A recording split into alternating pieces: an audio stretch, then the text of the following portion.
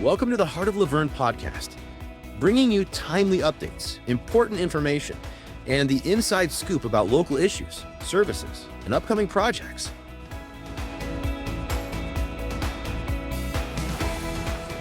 Hey everyone, we are going inside the heart of Luverne today. I am Jill Wolf, your city administrator, and with me is Jessica Mead, our operations HR director, and we have special guests with us again today. We have Ashley Kurtz, our Rock County Auditor Treasurer. Welcome, ladies. Good morning. Hello. Hello. Glad to have you both. We are going to dig in again. Episode 1 was last week, and episode 2, we're going to continue talking about running elections at the local level in Minnesota. So luckily we have Jessica representing the city clerk's office, and we have Ashley here representing the Rock County Auditor Treasurer. So just to kind of continue on from our last episode regarding elections, Ashley, what do you do prior to election season to get ballots and equipment ready and set up? Yeah, so at the close of filing, we obviously at that point will know who needs to be on the primary election ballot. Our ballot vendor will start building our ballots for us. We have to do all the proofing. We have to make sure that the right offices are on the ballot, the names are spelled correctly, they're in the correct ballot rotation. There's a lot of things that goes into that ballot prep. And then when the ballots are prepped, they're printed and sent to us. And at that point in time, we can work on getting the equipment tested. So every election ballot or ballot tabulator that we use is tested twice before the election. We do preliminary accuracy testing is what we call it. So there is an election day jump drive and there's a backup election day jump drive. So we test both of those to make sure that they're working properly. We have what we call a test deck of ballots that we run through. We know what the results should be. We make sure that the machine comes up with those same results. We do that twice on each machine. And then we also have to do what we call a public accuracy test. This is where the equipment's put in a room. The public's welcome to come and watch us run that test deck through, get those results, match them to what they should be to make sure everything's tabulating correctly. So that's kind of what goes into that process. Perfect. So once everything is ready and prepared, then our local officials, which Jessica representing the city of Luverne and the clerk's office, you would go and pick up those materials, the day before the election? Yep. And start setting up? Yes. We like to pick them up around 1, sometime in the afternoon before the election day.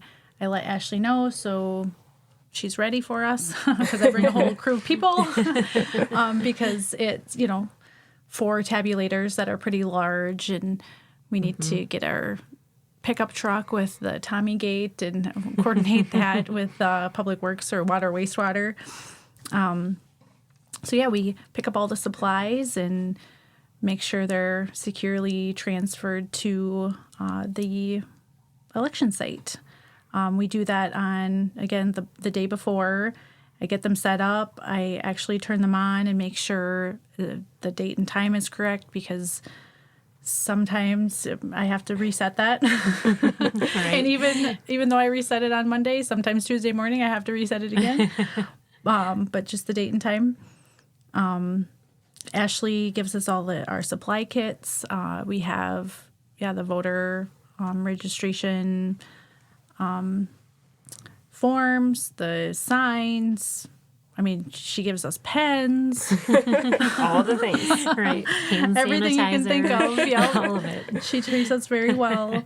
Yeah. So with the city moving its voting location, we were used to be in the school, and now the new location will be held at Generations. Right. So for City of Luverne voters, your new polling place is at Generations. Have you kind of mapped that out in your mind, or are you a little nervous about setting up in a new location, or how do you feel about that?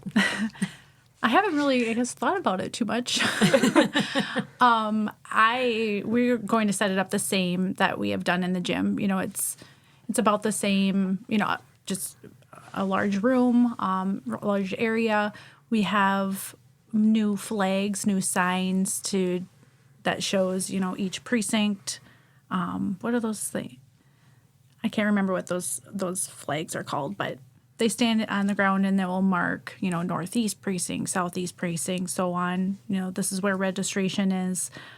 Like I said, we have enough people around. I like the student judges especially to make sure people are funneled to the right places. But yeah, similar to how we would set it up at the school. I guess if you map out the city of Luverne's 4 precincts, again, Northeast, Northwest, Southeast, Southwest, they'll be set up the same way in the room, if that makes sense. Sure. And it's a fairly central location when you think of where the precinct Yeah, maps we're really excited about the show. change because the school's been great. That's all I've ever known for the space.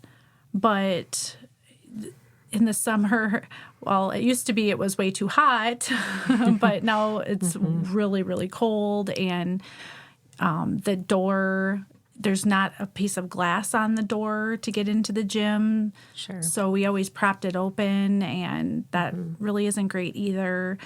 Just with security, the kids being in school in November, I feel, I guess, I'm happy that we're at another location outside of the school, and I think the school appreciates it too.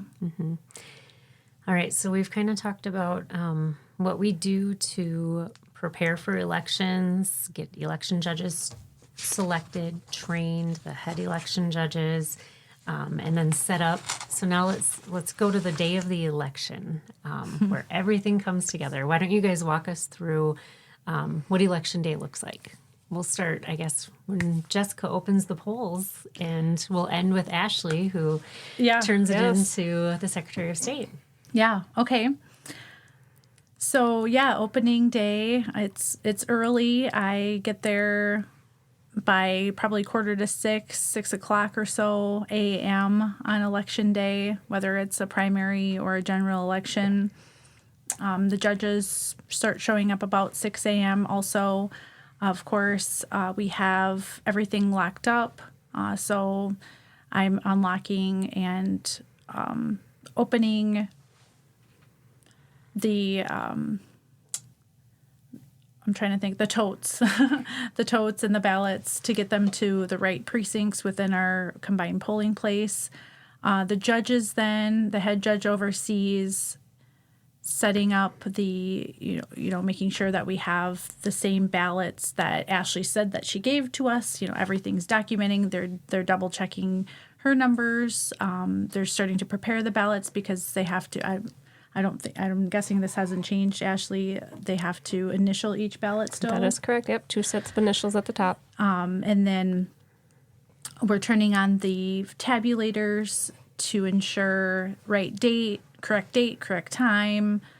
We have a 0 tape showing no one has voted yet, and there's nothing on here yet. There's nothing in the machine yet. We have multiple eyes on the machines, double checking that. Ashley gives us a lot of great checklists and things to reference, when something, we have a question about something. So we do try to look at that first before bothering her. But we have to be open by 7 a.m. So 7 a.m., I'm watching my atomic clock on my cell phone and announce that polls are open. And I can't remember a time we haven't made that. I'm just saying. Yeah. And, my soon-to-be 10th general election year coming up, we've always been open on time and run pretty smoothly. Yeah, the general elections, especially presidential, will have a line out our door of people by 7 a.m. waiting. So that will be nice to be in generations, I think, especially with November. You just never know the weather. People can be inside. That will be nice. Absolutely. Yeah, and then it's just, you just never know what kind of question's going to come up, right, Ashley? That is correct. Expect the unexpected. Yes. All right. So accuracy and documentation, very critical in that first stage. 7 a.m., Jessica runs outside and yells, "The polls are open." Yep. And all of the other election, I guess it's not a judge, the other city clerks and township clerks have across to do the same state thing. do the same Same thing. thing. Yep. 7 a.m. So once the polls are open, what does that look like? Why don't you Yeah, guys we're walk just through that? funneling people to the right places. Like I said, a lot of people, they see the signs and they know where their precinct is. There might be more questions this year with our new polling place at Generations, which we'll be there for. I'm there. Mandy's there. We did have quite a few issues with campaigning inside the polling places. There are campaign materials inside the polling places in 2020. So it wasn't, I don't really remember issues in 2024. So I don't remember any. that's nice that we didn't have to have those uncomfortable, I guess, conversations with those voters. Sure. We assist voters who need help. Minnesota is also a same-day registration for Right. voters, correct? So Yes. I'm guessing that creates kind of an extra step for election judges. Yes. But what would that look like if a voter came in and wanted to register Yep. right on the spot? Yeah, absolutely. We can help them. They would just have to show us an ID and meeting their, like a driver's license that would show their current name and current address. If they didn't have that, let's say they just moved or just got married, 30 days ago or whatever. They can show their ID that maybe isn't current, but then they would have to show additional forms such as, like a utility bill is a common thing for them to show us. You could show there's a long list, right, Ashley? Yeah, you can show numerous types of bills, lease agreements. There's lots of options. Verifying permanent address. Yep, Is that the and- point of the yep. documentation? Yep, and you don't have to have it on paper either. If you can pull up a statement on your phone and show the judges, that's sufficient. Just something that shows that that's the address where you reside. Okay.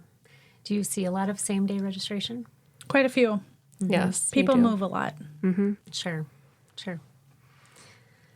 So besides you get new voters registered, you funnel them through the ballot process. And throughout the day, I guess this is one thing I want to say throughout the day, my judges are very good at this. They are constantly balancing.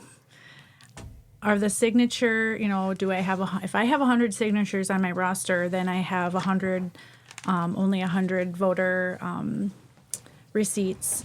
And then on the tabulator machine, there's 100 ballots in there. So constantly throughout the day, the head judges especially, because by the end of a really long day, you're just constantly counting. It's easier to, catch it right away, whatever it may be. But that's just something they're always watching. Yep. Sure. Balance. Yep.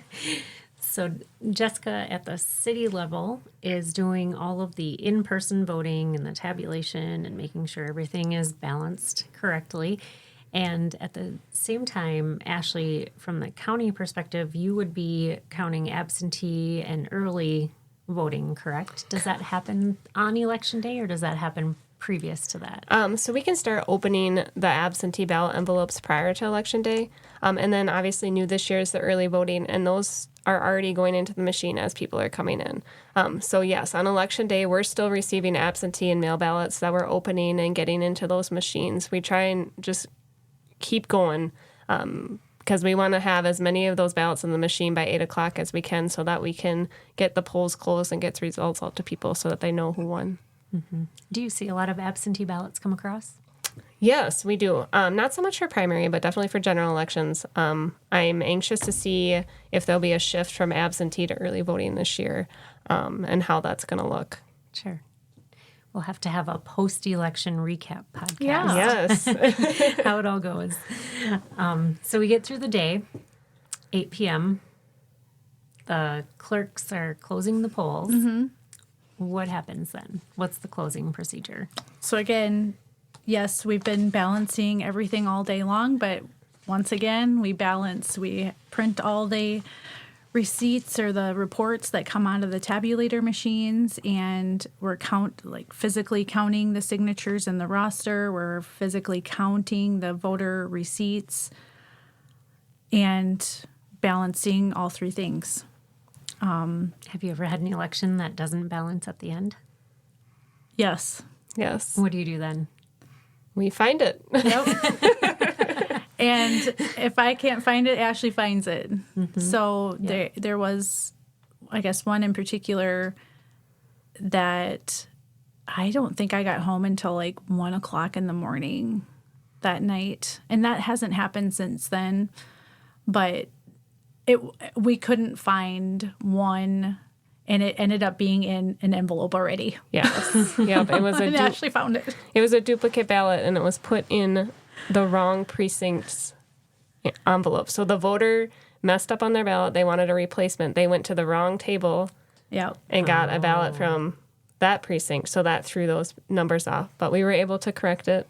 Yep. Once we knew where that ballot was, everything balanced. Yeah. And now judges learn from that. Like Yep. now they're watching them. They're making sure that they're coming to the right table, that they're looking at the bottom of the ballot when they give them a new one to make sure that that it matches.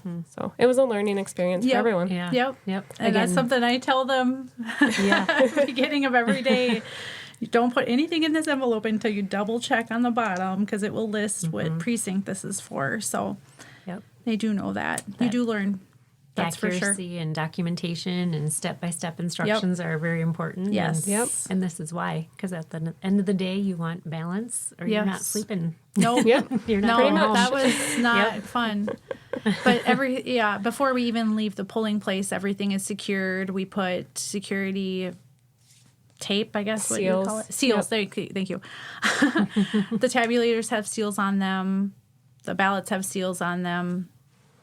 All the envelopes are sealed, and then they're reported to the courthouse, and they verify that they were sealed. Yes, we verified that everything came back sealed, and then we're going to double check all of their numbers. So we're, again, balancing all the numbers again, making sure that the number of ballots, we know how many ballots we gave them, so we expect that many ballots back, whether they're voted, unvoted, or in spoiled or duplicate ballot envelopes. And so we're just double checking all of that.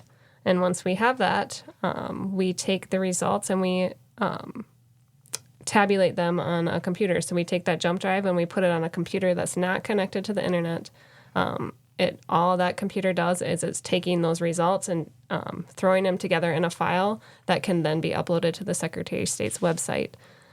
So then once it's uploaded to that website, it takes a minute, well, probably like 5 or 10 minutes to refresh. But then... Very secure. Yes. Yep. Then everyone is able to see those results right away. Okay. So Yep. So election night, I know I check the Secretary of State, and we Yep. watch all the different counties report at different times. But I think Rock County We're usually is, number one. Yeah, Yeah. one of the first. Always it's kind of a number one. race. No. Ashley and I are very Strive for competitive. excellence. Yes. We know good thing. people are waiting and they want them. So Yes. So Yes. those reported results, though, are just, what are they called? Early results? They're not Unofficial. official. Right, Unofficial they're unofficial. results. Yes. So canvassing, does that make them official? Yes. So then there's different canvassing board meetings held. The city will hold their own canvassing board meeting for the city offices. The county has its own canvassing board for the county offices. And the county canvassing board is also responsible for canvassing the results that we have in Rock County for the state and federal races. And then we pass on that information to the state, who then holds their own state canvassing board meeting to canvass those results. So once the canvassing board meets, if they're satisfied with the results that are shown on the abstract that's given to them, they sign off, and that's when the votes become official. Okay. So let's say the city of Luverne results, the unofficial results get canvassed by the city council at the local level, and then the county board at the county level, and then it goes again to the state. So 3 different times it gets canvassed or checked to make sure that it's accurate, and then it becomes official results. Correct. In that process, if I could just add on to what Ashley is saying, we're checking the actual reports out of the tabulators to those abstracts. So you're seeing, pen and paper. Yep. Yep. So and canvassing boards are public meetings, so anyone's welcome to come. But what we're doing is we're taking the machine tapes and we're reading it off race by race, precinct by precinct, verifying that the numbers on the abstract match what the tape says, to ensure that all of the results have accumulated correctly. Okay, awesome. Lots of checks and balances. Makes me feel good about the way that we run our elections. So thank you both for all of your hard work that you put into it and getting everything prepared and making sure it's fair and runs smoothly. And continue that excellence of being the first county to report. We have We'll goals. take that pride. Yes. So, very easily the Secretary of State could say, we're going to just run all the elections, or, the federal government could do that. But why do you guys feel that local administration matters in the case of elections? That's a great question. I think for me, when you see local people running it, you trust these people. They're your neighbors. They're people that you deal with on a daily basis. You're obviously trusting me to run the county everyday to-day business, so you're going to trust me to run the elections too. Same goes for Jessica. I think having that friendship and people you know. Right. Yeah, that's exactly what I was thinking. And, we're small enough that we usually know where people live. Mm-hmm. So that's very helpful too when trying to help a voter or a new voter or someone who isn't sure what they need to do. It's nice that we have that, I guess, personal touch of absolutely knowing right. a lot of the voters too. And we have new voters, don't get me wrong, but a lot of them are people that we see and work with and talk to all the time. Yeah. And like you said, the trust you have knowing it's your neighbors and friends and people that you know. But it's another way that the state and federal government can also ensure more checks and balances and more eyes on it, more people working towards that same goal. So, absolutely. Yeah. Well, thank you, ladies. This has been very informative and educational. I know you guys are looking forward to this next election season as candidates are filing, and then we'll hit the primaries. And again, the City of Luverne election polling place has changed from the high school to Generations, which is located downtown at 105 South SD Street. And thank you, listeners, for going inside the heart of Luverne with us.